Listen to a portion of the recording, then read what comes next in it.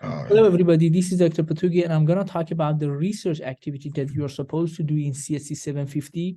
So I don't have a slide for this. I'm just using this PowerPoint as a whiteboard to write stuff on that. So please stay with me. This is not going to be a long video. It's going to be maximum 10-15 minutes, and I explain you what to do. So the first thing you did, you picked your topic and registered your team and topic. So most of you, I would say 95% of you have already done that. That's fine. Thank you for doing that. Those of you that you haven't done that, you will be, of course, losing a part of the grade for that part. You pick the topic from the topics I have provided, but some of you, we had at least one or two teams that they have defined their own project, their own topic. That's also fine. That also works. After that, let's assume that you are a team of 3. You have sent me a package of, let's say, for example, 9 papers, at least, if you are a team of 3. So, and I have reviewed, I look at the package that you sent, and I try to make sure that all papers you've selected are around the same topic, around the same core, let's say, concept and topic, because even in a topic, there might be variations, and I don't want a team to work on a very kind of broad thing. And the reason for that is that when you send the papers to me, I check them and I approve them. The next thing comes, and that thing is reading and team discussions. This is very important. Why? In the email that I sent you, and I say that, okay, your package is approved, I already add a sentence that says, okay, make sure that you meet and you discuss with your teammate. Why that thing is important? Because if you don't do that team discussions or team meeting, at the end of the day, you would have a report that, for example, it's 3 parts. One part is talking about the papers you have read and you have reported on.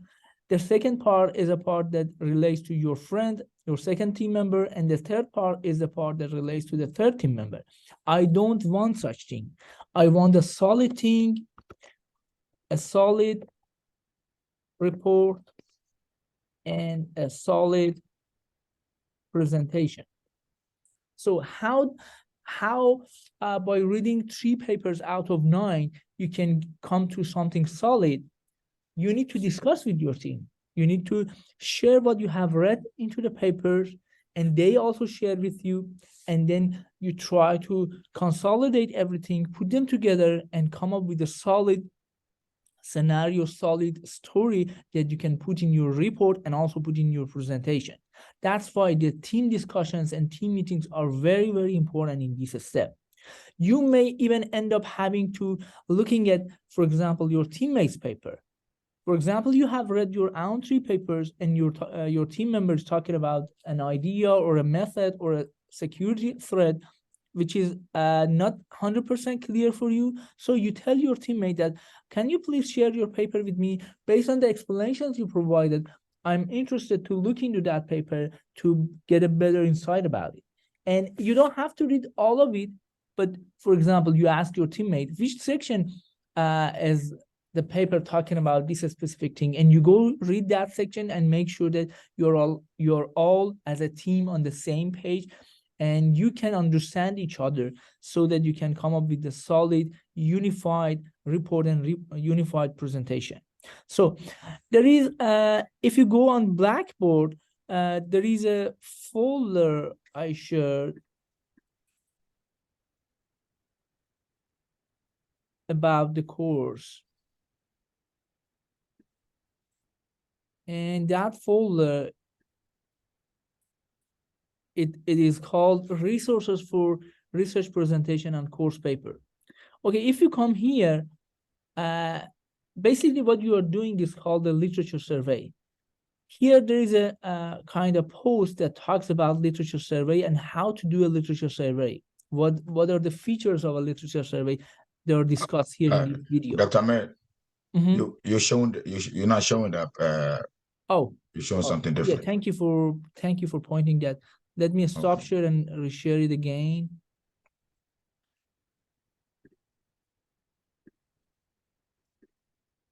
Okay. Yeah, here is thank you for pointing that. Here is the folder that I'm talking about. You're welcome. This is a folder. It says resources for research presentation and course paper. If you come to this, you'll see this first posting which talks about literature survey. Basically, like I said, what you're doing is a literature survey. It's not gonna be a 100% covered literature survey because you're not reading all papers in your domain. You're reading a subset of that. But I guess 10 papers or 9 papers for a team is a good number. Other than that, I also here have a post that says that instructs you how to access IEEE ACM for finding the papers. With having most of you selected your package, this might not be required now. And also I have 2 other important resources for you: the rubric for the presentation and the rubric for the course paper. Please read the rubrics, look at them. For example, mid-scale or mid-graded, mid-scored evidence, weak evidence, and strong evidence. I also have for the course paper, I also have a template and a sample paper that you can look at, and you can learn. You can kind of learn what are expected from you in your presentation and or in your course paper. So in the research activity that you are doing in this course, you are asked to deliver 2 major big things. One is the research presentation that you come up with your team, you sit together. You can, when I say sit together, you don't have to physically or in person sit together. You can sit on Zoom and recorder after you have prepared your presentation. You do the presentation, you record the presentation, you upload it on Blackboard and give me the link. All details about this are mentioned or discussed here. And even here, I say that what are important for the presentation, for example, the flow, the number of slides, the length of a slide, how many details you provided, and how you refer to the papers. Everything is discussed here. So please look the rubric for details. But like I said, the research presentation is one big thing that you do. The second big thing is the course paper, which again, you have a rubric here. Please look at it. And the good thing is, for the presentation and the course paper, there are common criteria. So if you do a good job in reading the papers and making your presentation, you'll, I would say, almost done with 60-70% of your course paper. You have the enough material, you just need to put them together and write the paper, write the report. Okay, now one question might be for you: can I, after reading 10 papers, for example, as a team, can we write it as a real research paper and can we publish it? So the answer to that question is, first of all, I'm very interested to that thing, and I encourage all of you to that thing, and that's gonna have extra bonus for each of you for a team. And the technical answer to that is yes, we can do that as long as we have some novelty or some contribution into the paper. So what I'm saying is, you cannot just read 10 papers and summarize them and publish it as a research paper. There should be something new which are not mentioned in any of those 9 papers. For example, you may take one of the algorithms or one of the threat models mentioned and expand it to a different application, or come up with a new threat model. If that thing happens during your discussion with your friend, you can add that thing and you can make it a research paper, you can publish it. And like I said, I will personally support the financial part of that for registration for the conference and stuff like that. And you will receive also the extra bonus for that, which somehow guarantees that you get A in the course. Or the contribution might be, for example, you make a nice, meaningful classification between the threat models in the application you are working. For example, if you are working on, let's say, threat models in IoT, you may realize that, okay, there are multiple threat models, but there is no such meaningful taxonomy, and I'm going to classify the threat models and discuss them in the paper. So that's now can be your novelty. But at the end of the day, there should be something novel, original from you that you include in the paper. And in that case, the paper can be published as a research paper.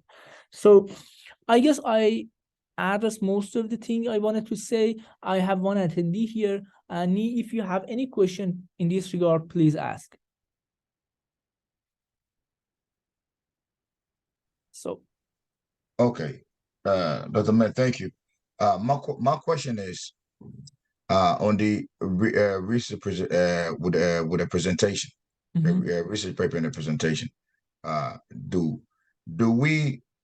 Is it necessary to read everybody's paper before we go into discussion, or do we just read our 3 papers on each?